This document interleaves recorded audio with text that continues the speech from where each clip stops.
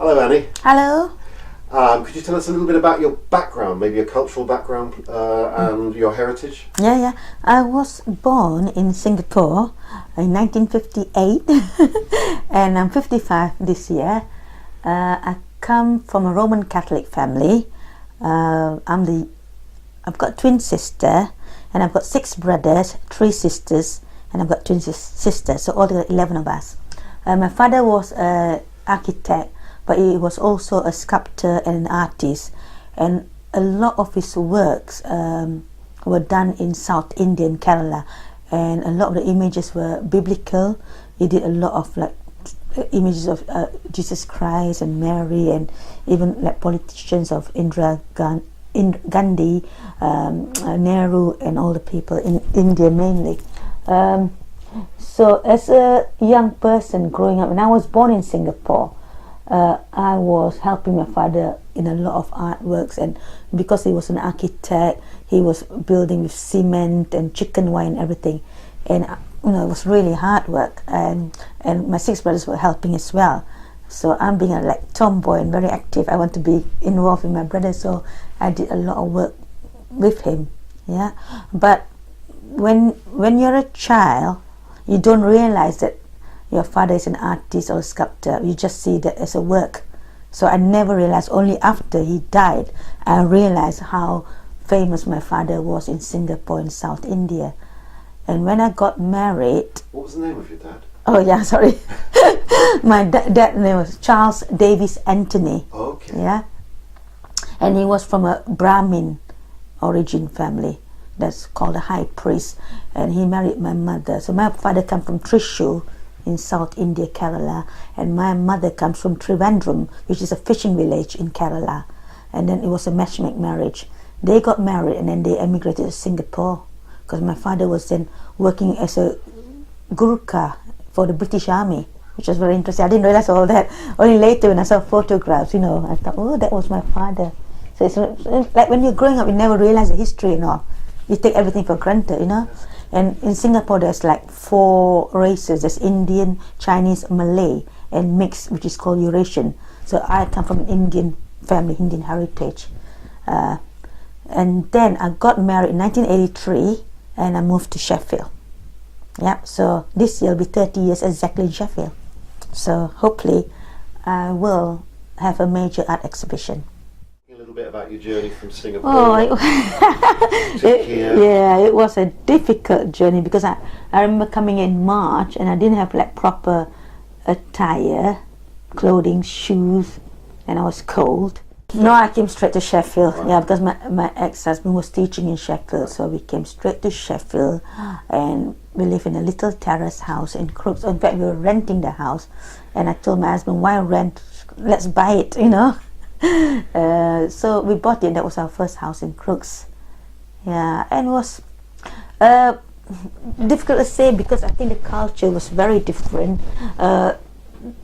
People, you don't see a lot of people outside, because I remember doing some gardening, and I love gardening. I love trying to plant my own flowers and all. And I did some planted all these fantastic little buttons, daisies and all. And the next day, all my plants disappeared, because the neighbors somebody must have nicked them or whatever. And I was so disappointed. And then I spoke to these neighbors. Oh yeah, you can't plant anything. Yeah, it gets either people steals them or get ruined. Because it's like a public footpath. But I want to make it really nice. And when was this? Yeah. What period of time? This was 1980s. Right. Yeah, 1980s. Yeah. Yeah, that was hard.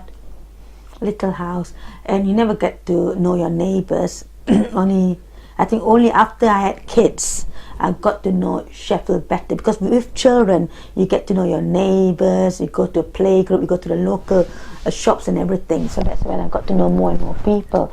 And also, by working with other children, you get to know their moms, and through there, I think the community develops. And also, once they got to know me, they thought, God, I'm such a warm person. And I used to invite my neighbors for a meal, or I make banana fritters and give to my neighbors. So in a way, they come to me and I go to them. So I'm sort of open a bit, and they were surprised where I come from. Yeah, but then I think I did a lot of. I went to Norton College. I went to a lot of colleges, Right. and I think I haven't. At that time, I didn't have the confidence. It's like you thought, oh, the Queen's English. I want to speak like the Queen's English, and I thought I didn't understand this English. I didn't understand that accent, this accent, Liverpoolian accent or Glaswegian accent, and I thought maybe it's me. My English is so bad. And I said, not you, it's them. So and I thought the best thing is to go to colleges and improve my English. So that's what I did. So every time I sent to Joseph and Lucy to school, I went for computer classes and improved my English. So I was just developing my skills. But art was in the background then. It was never, was in the forefront. Only later, I think, maybe about I think at university, when I did the media studies degree at university, and I was running the Students' Union bar, a lot of the students were throwing their canvases away. From there, I started collecting huge canvases for free, and that's when I started doing a lot of Jackson Pollock painting, and that was fantastic. I thought, oh, this is so nice, throwing paintings and looking at it. There's few here actually, and there's few paintings here around for me with Jackson Pollock style, and I loved it. And because I loved the free expression of throwing paintings, and then coming back the next day and seeing the results of the colors and all, and then you keep adding different paintings every week, and it's fantastic. So I did this like an art workshop, all day workshop with my son and lots of women, and I loved it. And I just did this piece. I loved it because it's inspired. And I think after like childbirth, and you have children, all is different. I think there's a lot in there. So I can bring everything out. So these paintings are bringing everything out onto a painting, and I loved it. And then I showed some of my friends. This is fantastic. So I've never done anything like that before, And then I framed it, and I had an exhibition at Simonier on London Road, and somebody wanted to buy it. I thought, that's my first piece. I didn't want to sell it. He said, come on, I want to buy it. I said, all right, then buy it. So that's that. And then I sent the image to my family in Singapore, and everybody loved the first paint that I did. I thought, oh, this is not bad. So that's how I started, really.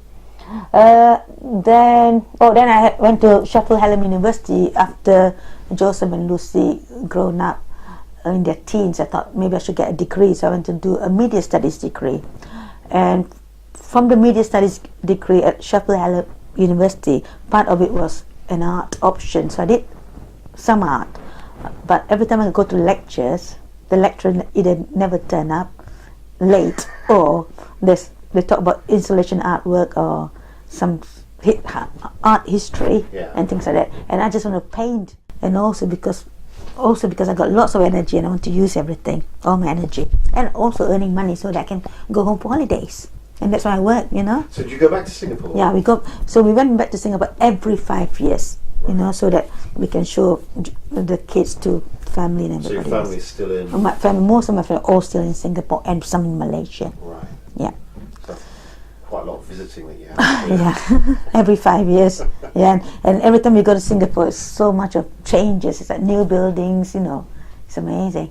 Yeah, but it's nice. And how do you find the difference now with the Singapore culture? Because it's quite it was, I imagine it still is quite a rich society now, isn't it? Well, what I find about Singapore is so clean compared to Sheffield. I think when I come back to Sheffield, I'm so embarrassed. It's like so dirty, how all the graffiti and all the rubbish everywhere. If I walk on the streets, if I see any rubbish, I will have to pick it up. That's my nature. keep the streets clean. Sometimes I always bring a bag with me so I can keep Sheffield clean. Yeah.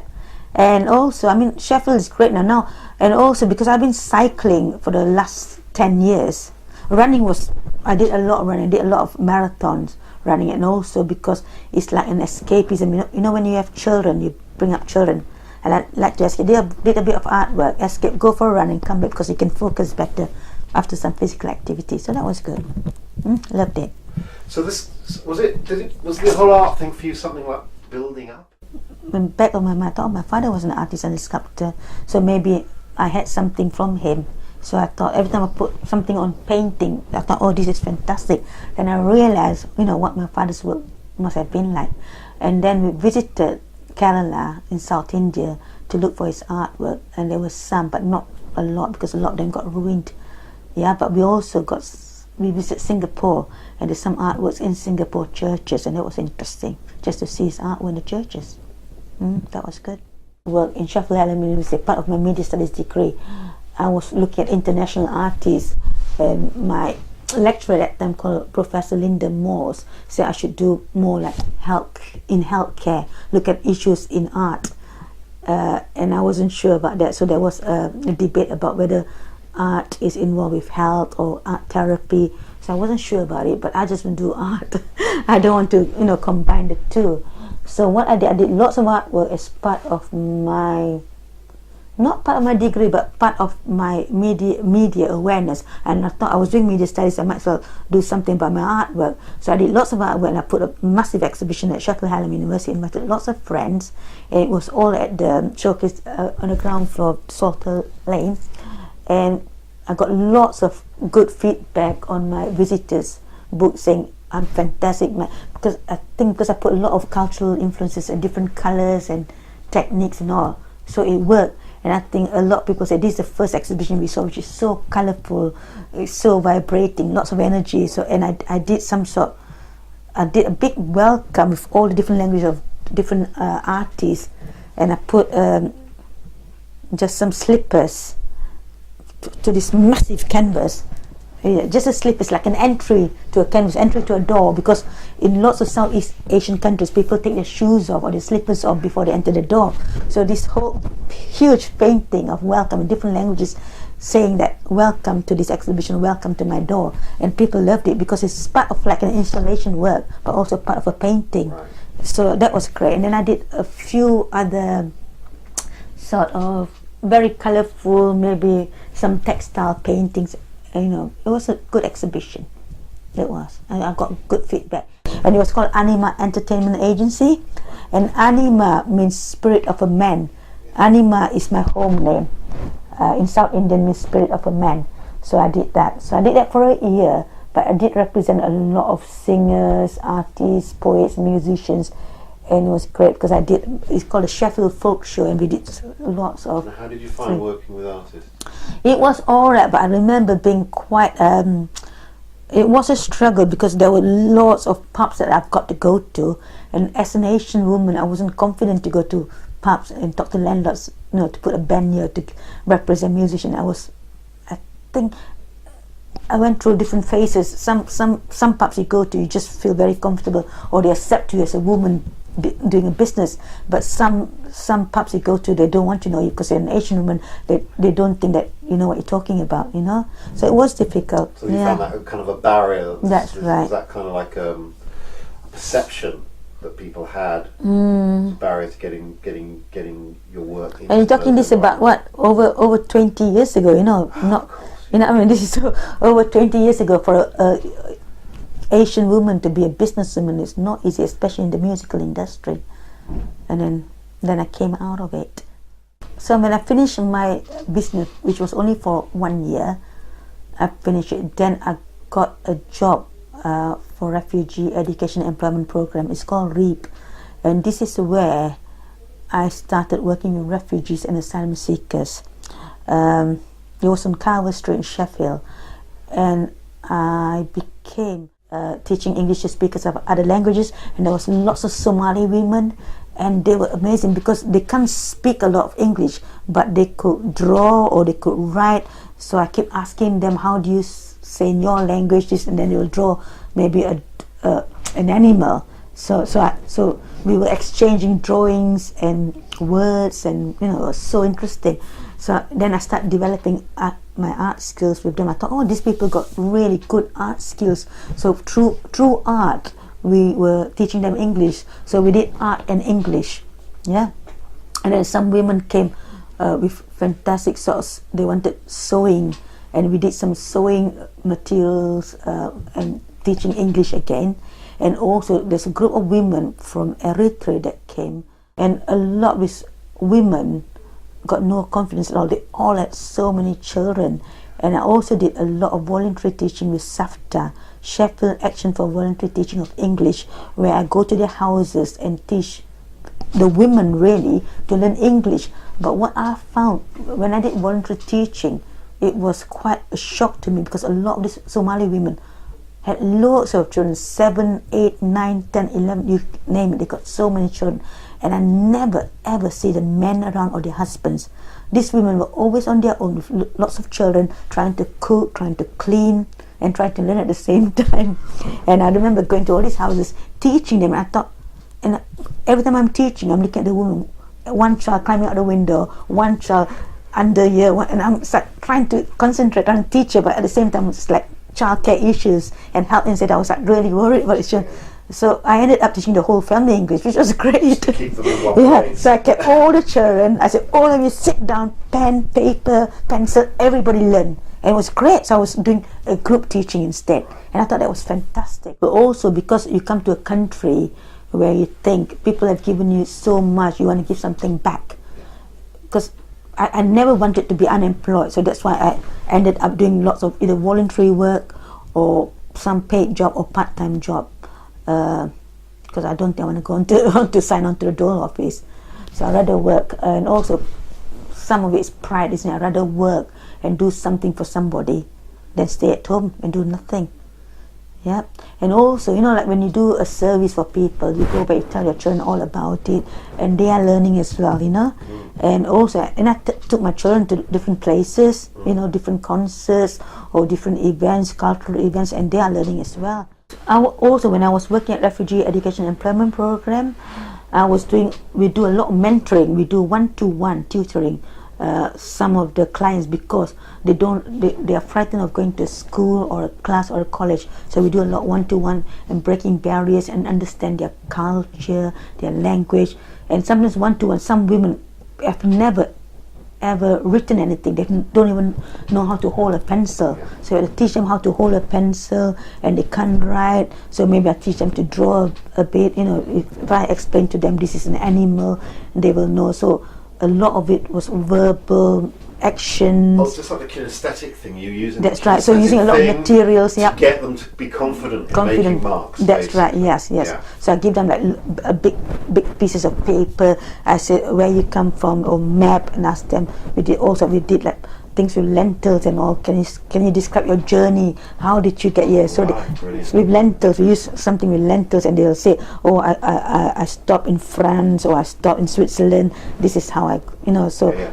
Then look at map. We did map reading and all sorts, and all breaking barriers mainly, to teach English. So unfortunately, when we worked at Refugee Education Employment Program, that was in 2007, we all got made redundant. Unfortunate, because there was no money for teaching English, so the government cut all the funding. We did a lot of protests, we did a lot of fundraising just to keep this organization going, because it was going for 17 years, and we were doing a lot of teaching English mainly, and also building people's confidence.